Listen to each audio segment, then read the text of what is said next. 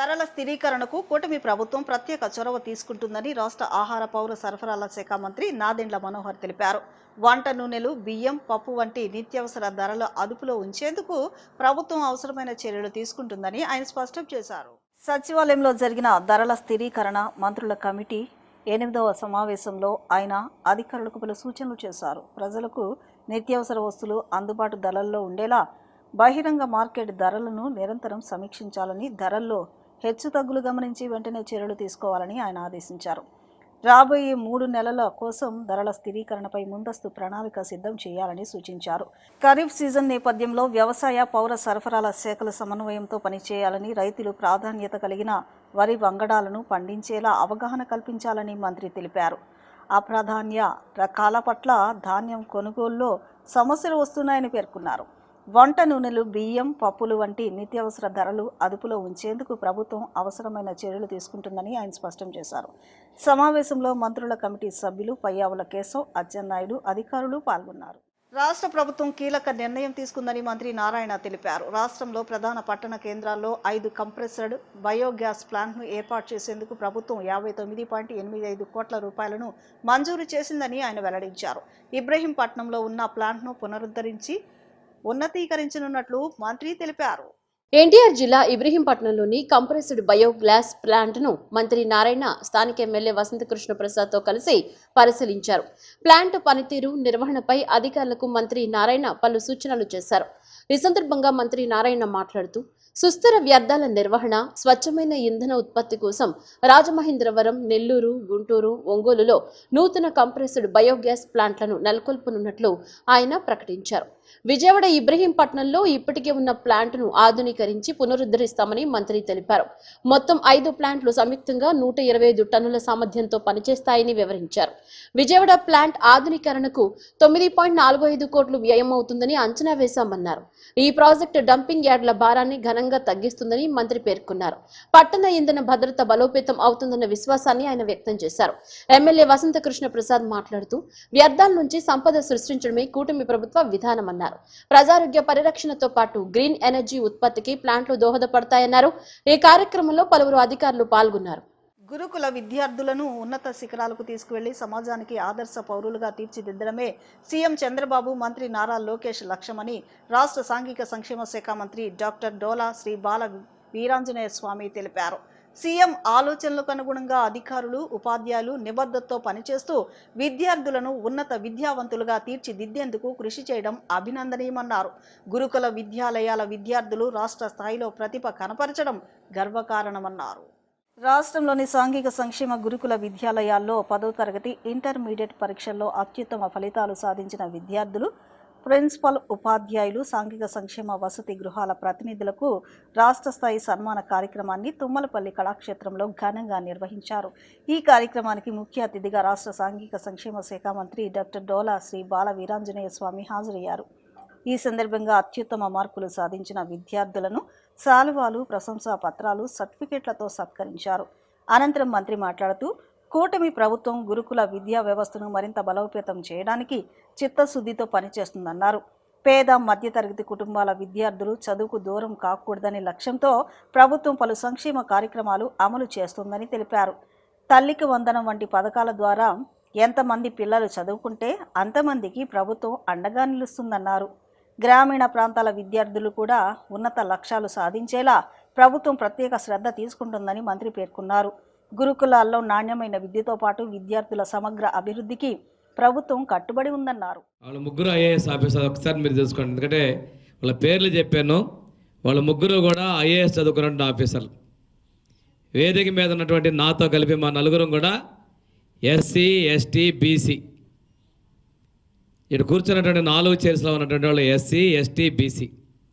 అంటే చదువుకొని ఈ స్థాయికి వచ్చినటువంటి అధికారుల్లో ఎవరు అంటే ఇక్కడ ఉన్నటువంటి కులాలు ప్రామాణికం కాదు అనడానికి నిదర్శనం. నేను చదువుకున్నాను, ఎంబీబీఎస్ చదువుకున్నా, గవర్నమెంట్ డాక్టర్గా చేశాను. ఆ తర్వాత తెలుగుదేశం పార్టీలో ఎమ్మెల్యేగా, మంత్రిగా వచ్చాను. చదువు విషయంలో కానీ దేనిలో కానీ కులాలు అవరోధం కాదు అనడానికి ఆ 4 చైర్లో ఉన్నటువంటి మేము మీకు ప్రత్యక్షంగా ఒక నిదర్శనం అని చెప్పి నేను తెలియజేస్తా ఉన్నా. ఇందా మా సెక్రటరీ గారు చెప్పారు, ఇది మినిస్టర్ గారు చొరవ తీసుకున్నాను కదా. వాళ్ళ ముగ్గురు యొక్క కృషి లాస్ట్ ఇయర్ కూడా చేశాం. ఈసారి ఇంకొక వినూత్నం ఏం చేశారంటే ఎక్కువ మందికి అవకాశం ఇవ్వాలని చెప్పేసి సోషల్ వెల్ఫేర్, ట్రైబల్ వెల్ఫేర్ విడివిడిగా పెడుతున్నారు. పోయినసారి ఇద్దరిని కలిపేసరికి కొద్దిగా నంబర్ తగ్గిందనేటువంటి ఆలోచనతో 2 డిపార్ట్మెంట్స్ విడివిడిగా పెట్టారు. అంటే రాష్ట్రంలో మంచి ఉత్తీర్ణత సాధించి ప్రథమ స్థానంలో నిలిచినటువంటి మిమ్మల్ని సత్కరించి గౌరవిస్తే మీలో ఒక స్ఫూర్తి నింపి మీరు ఉన్నత స్థితిలో ఉండాలనేది మా ఆలోచన. గౌరవ ముఖ్యమంత్రి శ్రీ నారా చంద్రబాబు నాయుడు గారి కోరిక, ఆకాంక్షని మీరు నేను తెలియజేస్తా ఉన్నా. ముఖ్యమంత్రి గారు ఎప్పుడు రివ్యూ చేసినా సోషల్ వెల్ఫేర్ డిపార్ట్మెంట్లో మిగిలినవన్నీ ఒక ఎత్తు, ఎడ్యుకేషన్ సంబంధించి పిల్లల గురించి వాళ్ళకి శానిటేషన్ ఎలా ఉంది, వాళ్ళ చదువులు ఎలా ఉన్నాయి, వాళ్ళకి ఏం సౌకర్యాలు కావాలి అనేది చేస్తూ మీ పేరెంట్స్ ఇక్కడ ఉన్నటువంటి మీకు కూడా మీకు ఫోన్లు వచ్చి ఉంటాయి. పిల్లలకి మీ హాస్టల్లో మెనూ బాగుందా, భోజనం బాగుందా, శుభ్రంగా ఉందా, టాయిలెట్స్ బాగున్నాయా, ఇలాంటి ఫోన్స్ మీకు వస్తే ఆ ఫోన్ల నుంచి వచ్చినటువంటి సమాధానాన్ని బేస్ చేసుకొని మళ్ళా ప్రతి వారం శుక్రవారం మా అధికారులతో రివ్యూ తీసుకుంటారు. తిరుమలలో వేంచేసి ఉన్న శ్రీ వెంకటేశ్వర స్వామి వారికి దివంగత మండవ కుటుంబరావు అందించిన సేవలు చిరస్మరణీయమని సెంట్రల్ ఎమ్మెల్యే బొండా ఉమా తెలిపారు. కుటుంబరావు భౌతికంగా లేకపోయినా ఆయన చూపిన సేవా మార్గంలో కుటుంబ సభ్యులు ముందుకు సాగుతూ ప్రతి నెల తిరుమల శ్రీవారికి 10 టన్నుల కూరగాయలను సమర్పించడం అభినందనీయమన్నారు. సేవా కార్యక్రమాల పట్ల మండవ కుటుంబం చూపుతున్న భక్తి, నిబద్ధత ప్రతి ఒక్కరికి ఆదర్శనీయమని కొనియాడారు. భవిష్యత్తులో కూడా వారు చేపట్టే ప్రతి సేవా కార్యక్రమానికి తాను అండగా ఉంటానని హామీ ఇచ్చారు. దివంగత మండవ కుటుంబరావు 3వ వర్ధంతి సందర్భంగా ఆయన కుటుంబ సభ్యులు తిరుమల తిరుపతి దేవస్థానంలో నిర్వహిస్తున్న నిత్యాన్నదాన కార్యక్రమానికి 10 టన్నుల కూరగాయలను విరాళంగా అందజేశారు. కార్యక్రమానికి ముఖ్య అతిథిగా సెంట్రల్ ఎమ్మెల్యే బొండా ఉమా, మాజీ ఫ్లోర్ లీడర్ బాలస్వామి హాజరై ప్రత్యేక పూజల్లో పాల్గొన్నారు. ఈ సందర్భంగా ఎమ్మెల్యే బొండా ఉమా మాట్లాడుతూ మండవ కుటుంబరావు జీవితాంతం భక్తి, దాతృత్వం, సేవా కార్యక్రమాలకు అంకిత భావంతో పనిచేశారని తెలిపారు. తిరుమల శ్రీ వెంకటేశ్వర స్వామివారి అన్నదానానికి ప్రతి నెల భారీ స్థాయిలో కూరగాయలను సమర్పించడం సాధారణ విషయం కాదని, ఇది గొప్ప సేవా కార్యక్రమమని కొనియాడారు. కుటుంబరావు ఆశయాలను ఆయన కుటుంబ సభ్యులు అదే నిబద్ధతతో కొనసాగించడం సంతోషకరమన్నారు. మాజీ ఫ్లోర్ లీడర్ బాలస్వామి మాట్లాడుతూ సమాజ సేవలో మండవ కుటుంబం ఎప్పుడూ ముందుంటుందన్నారు. భక్తి, సేవ, దానం అనే 3 విలువలను ఈ కుటుంబం ఆచరణలో చూపిస్తోందని పేర్కొన్నారు. తిరుమల నిత్యాన్నదానానికి అందిస్తున్న సహాయం వేలాది మంది భక్తులకు ఉపయోగపడుతుందని తెలిపారు. దైవం కోట్లాది మందికి మరి భక్తి భావాలు, కోట్లాది మంది భక్తుల యొక్క ప్రత్యక్ష దైవం శ్రీ వెంకటేశ్వర స్వామి పెద్ద తిరుపతి మరి ప్రపంచంలోనే ఒక పేరు ప్రఖ్యాతి ఉన్నటువంటి దేవాలయం ప్రపంచంలోనే తిరుమల తిరుపతి దేవస్థానం. అలాంటి దేవస్థానానికి నెలకి 2 నెలలకి ఒక 14-15 టన్నుల కూరగాయలు విజయవాడ నుంచి స్వర్గీయ మండవ కుటుంబరావు గారి ఆధ్వర్యంలో మరి గత 20 సంవత్సరాల నుంచి కూడా ఇక్కడ నుంచి విజయవాడ నుంచి పెద్ద తిరుపతికి పంపించడం జరుగుతుంది కుటుంబరావు గారి ఆధ్వర్యంలో. మరి కుటుంబరావు గారు స్వర్గస్థులయ్యి 3 సంవత్సరాలు అవుతున్న సందర్భంగా మరి 3 సంవత్సరాల నుంచి కూడా కుటుంబరావు గారి భావాలు, ఆయన యొక్క ఆశయాలను సాధించడం కోసం ఆయన కుటుంబ సభ్యులు కానీ, అలాగే వాళ్ళ శిష్యుడు మండవ కుటుంబరావు గారి శిష్యుడైనటువంటి నాగు, మా సోదరుడు నాగు ఆధ్వర్యంలో మరి ఈ కార్యక్రమాన్ని ప్రతి సంవత్సరం కొనసాగిస్తూ మరి 3 సంవత్సరాల నుంచి కూడా నాగు ఆధ్వర్యంలో మరి కుటుంబరావు గారి పేరు మీద ప్రతిసారి కూరగాయల్ని 14-15 టన్నుల కూరగాయలు పంపించడం జరుగుతుంది. ఈ కూరగాయలన్నింటినీ కూడా మరి స్వామివారి భోజనాల కొండపైన అన్నదాన ప్రసాదంలో ఈ కూరగాయల్ని వాడటం జరుగుతుంది.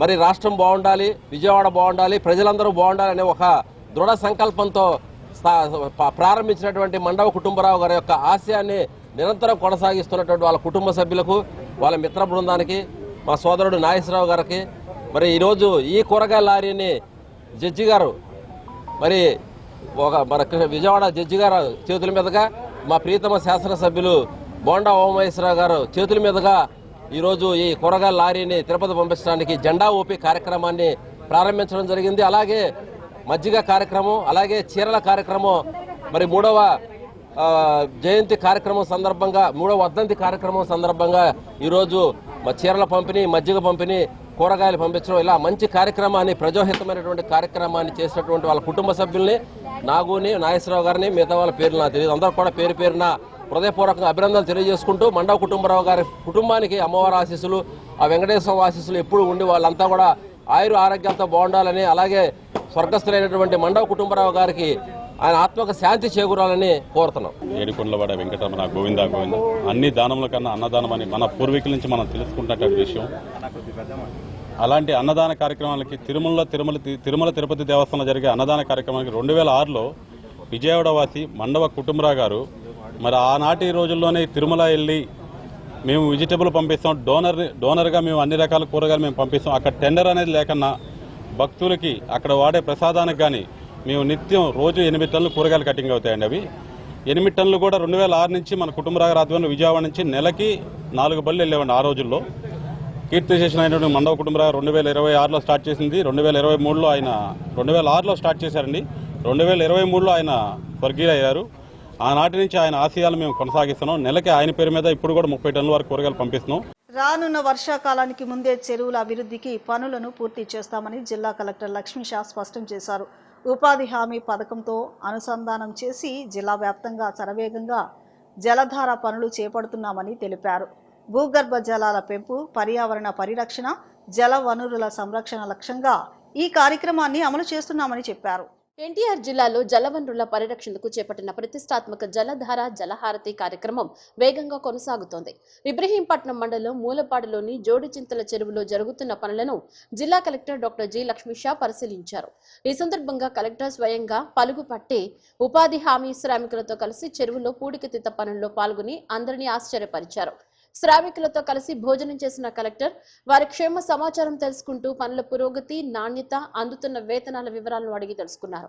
జిల్లా వ్యాప్తంగా జలధార జలహారతి పనులు ఉత్సాహంగా కొనసాగుతున్నాయని తెలిపారు. ప్రస్తుతం జిల్లాలోని 445 చెరువుల నీటి నిల్వ సామర్థ్యం 10.4 టీఎంసీలు కాగా ప్రస్తుతం 5.5 టీఎంసీలు మాత్రమే నీరు నిల్వ అవుతోందని చెప్పారు. అన్ని చెరువులను పూర్తిస్థాయి నీటి నిల్వ సామర్థ్యం కలిగిన చెరువులుగా అభివృద్ధి చేయడమే ప్రభుత్వ లక్ష్యమన్నారు. వర్షాకాలానికి ముందే చెరువుల అభివృద్ధి పనులను పూర్తి చేస్తామని కలెక్టర్ స్పష్టం చేశారు. ఉపాధి హామీ పథకంతో అనుసంధానం చేసి జిల్లా వ్యాప్తంగా శరవేగంగా జలధార పనులు చేపడుతున్నామని తెలిపారు. భూగర్భ జలాల పెంపు, పర్యావరణ పరిరక్షణ, జలవనరుల సంరక్షణ లక్ష్యంగా ఈ కార్యక్రమాన్ని అమలు చేస్తున్నామని చెప్పారు. 23 కోట్ల వ్యయంతో జిల్లా వ్యాప్తంగా 1300 పనులు చేపట్టామని వెల్లడించారు. ముఖ్యమంత్రి మార్గదర్శకాల మేరకు కార్యక్రమాన్ని విజయవంతంగా అమలు చేస్తున్నామని కలెక్టర్ లక్ష్మీ షా పేర్కొన్నారు. జలాధార్ కార్యక్రమం కింద దాదాపుగా 1300 వర్క్స్ శాంక్షన్ తీసుకోవడం జరిగింది. ఈ వర్క్ అన్నింటికీ ముఖ్యంగా ఎంజీఎన్ఆర్జీఎస్తో అనుసంధానం చేసి భూగర్భ జలాన్ని పెంపొందించడానికి ఈ కార్యక్రమం చేయడం జరుగుతూ ఉంది.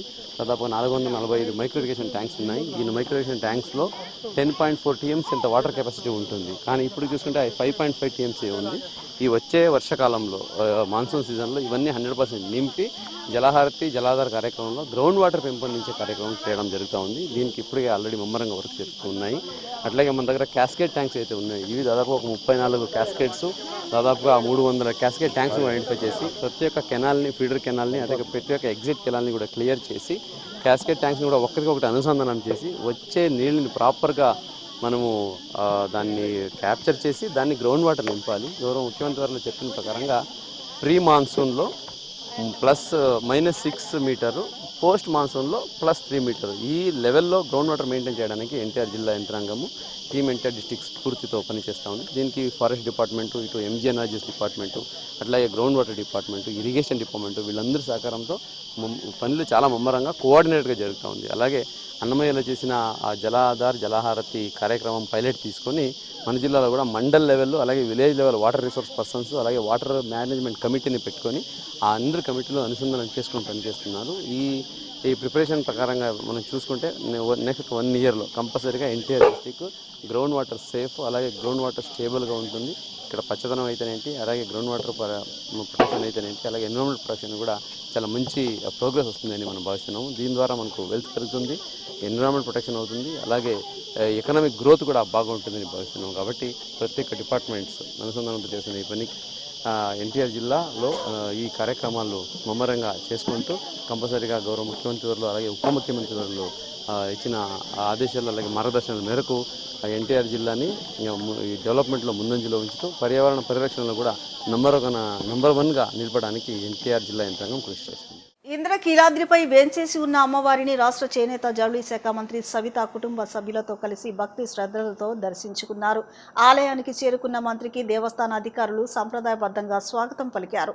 అనంతరం మంత్రి కుటుంబ సభ్యులతో కలిసి దుర్గమ్మ సన్నిధిలో ప్రత్యేక పూజలు నిర్వహించి రాష్ట్ర ప్రజలు సుఖశాంతులతో ఉండాలని ప్రార్థనలు చేశారు. ఈ సందర్భంగా ఆలయ వేద పండితులు వేద మంత్రోచ్చరణలతో మంత్రి కుటుంబ సభ్యులకు ఆశీర్వచనాన్ని అందజేశారు. అనంతరం దేవస్థాన అధికారులు అమ్మవారి శేషవస్త్రం, తీర్థ ప్రసాదాలు, పవిత్ర చిత్రపటాన్ని మంత్రికి అందించి ఆలయ మర్యాదలతో సత్కరించారు. ఈ సందర్భంగా ఆలయ వేద పండితులు వేద మంత్రాలతో మంత్రి కుటుంబ సభ్యులకు ఆశీర్వచనం అందజేశారు. అనంతరం దేవస్థాన అధికారులు అమ్మవారి శేషవస్త్రం, తీర్థ ప్రసాదాలు, పవిత్ర చిత్రపటాన్ని మంత్రికి అందించి ఆలయ మర్యాదలతో సత్కరించారు.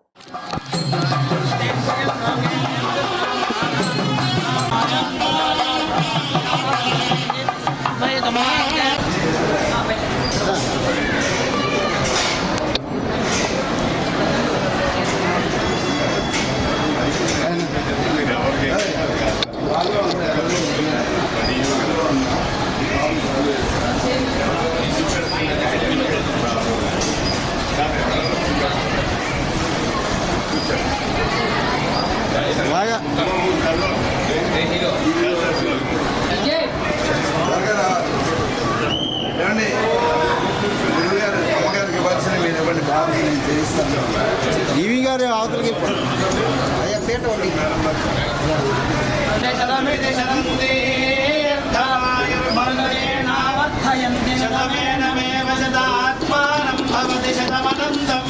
శతమైశ్వర్యం భవతి శతమితి శతం దీర్ఘమాయో ఆయుర్దాగ్నే హవిషో దుషాణో వృత ప్రతీకో హృదయో నిరేధి గుణం వేత్వా మధుజారుగం దే యస్యైవం విదుషోగ్నిహోత్ర నియుక్వదే యౌజేన దేవం వేద వామర్ధే శ్రీదేవాదే పురం నివేద్యాః క్షేమో వై రాష్ట్రస్య శీతో వాతః క్షేమమేవావరుంధే తేజోపసీయాయత్ సంభూతం భూతం చిత్రకేతుప్రభానాభాన్ సంభాన్ జ్యోతిష్మాగస్తేజస్వానాదవద్వస్తమన్నభిదమన్నో రోచనో రోచమాన శోభన శోభమాన కళ్యాణః ధాన్యం ధనం పశుం బహుజ్వలాభూషణ సంవత్సరం దీర్ఘమాయుః.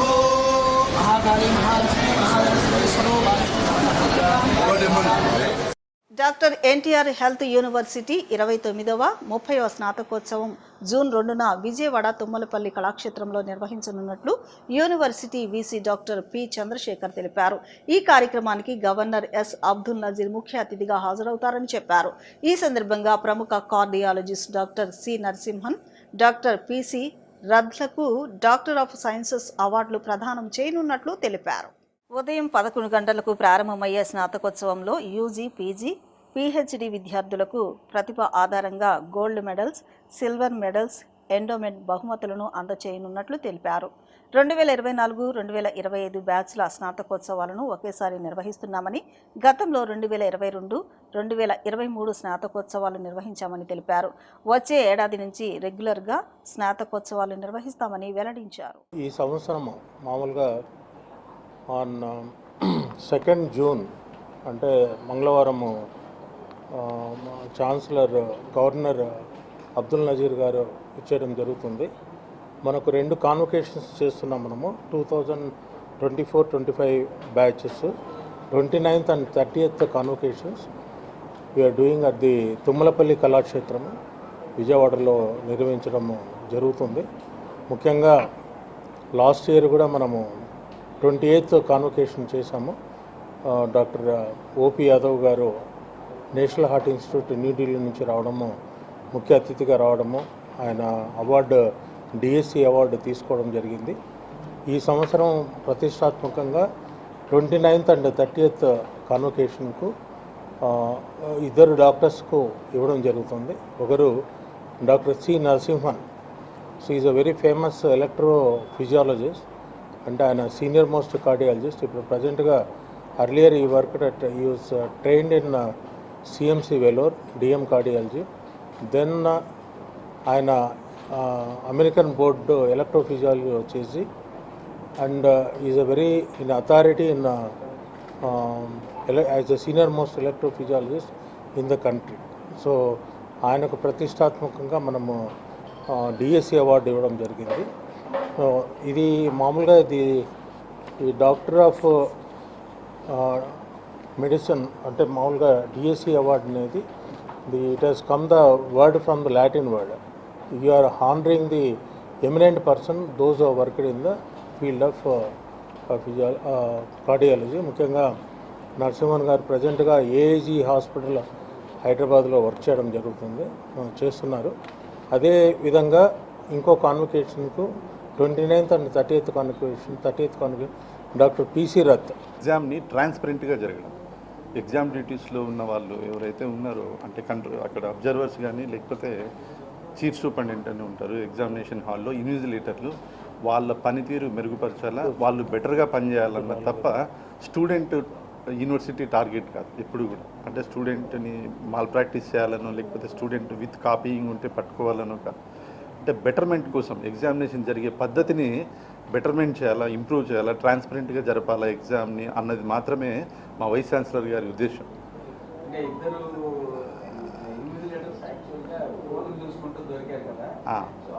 అలాంటి వాళ్ళపైన అందరిపైన యాక్షన్ తీసుకోవడం జరిగింది. అంటే చీఫ్ సూపరింటెండెంట్, ఇన్విజిలేటర్లు కానీ లేకపోతే అబ్జర్వర్స్ ఎవరైనా ఎగ్జామ్ హాల్లో మొబైల్స్ వాడినా లేకపోతే ఎగ్జామ్ హాల్లో ఉదాసీనంగా వ్యవహరించినా కూడా, అంటే వాళ్ళు నిర్లక్ష్యంగా వ్యవహరించినా కూడా అట్లా ఒక ముగ్గురి పైన వైస్ ఛాన్సలర్ గారు యాక్షన్ తీసుకోవడం జరిగింది. వాళ్ళకి ఇంటిమేట్ చేశాము. 3 సంవత్సరాల పాటు అన్ని రకాల పరీక్ష విధులకు వాళ్ళకి దూరంగా ఉంచడం కూడా జరిగింది. అంటే వాళ్ళు యాక్చువల్గా అసలు మొబైల్స్ తీసుకురాకుండా బయట వాళ్ళు అందరూ మొబైల్స్ కలెక్ట్ చేసేసుకుంటే ఈ కైండ్ ఆఫ్ సిచ్యువేషన్. అవును సార్, యాక్చువల్గా యూనివర్సిటీ ఇన్స్ట్రక్షన్స్ కూడా అలాగే ఉంటాయి. చీఫ్ సూపరింటెండెంటో లేకపోతే ప్రిన్సిపల్ నిర్లక్ష్యం వల్లనో జరిగింది. దాన్ని యూనివర్సిటీ ఐడెంటిఫై చేసి కరెక్ట్ చేసే ప్రయత్నం చేయడం జరిగింది. ఆ తర్వాత మొత్తం ఏ ఎగ్జామినేషన్ సెంటర్లలో అయితే కాపీయింగ్ జరిగిందో ఆ ఎగ్జామినేషన్ సెంటర్లకు సంబంధించిన చీఫ్ సూపరింటెండెంట్లు, ప్రిన్సిపల్ని అందరినీ పిలిచి వైస్ ఛాన్సలర్ గారు వాళ్ళతోటి మాట్లాడి అక్కడ ఏ విధంగా చేస్తే ఎగ్జామ్ ఇంకా బెటర్గా జరుగుతుంది అన్నది వాళ్ళందరికీ కూడా చెప్పడం జరిగింది. వైస్ ఛాన్సలర్ గారు చెప్పడం జరిగింది. బహుశా నెక్స్ట్ ఇయర్ నుండి ఇవన్నీ ఏది కూడా చాలా వరకు కరెక్ట్ అయిపోతాయని ఎక్స్పెక్ట్ చేస్తున్నారు ఎన్టీఆర్ యూనివర్సిటీ. ఇప్పుడు చిన్న విరామం తీసుకుందాం.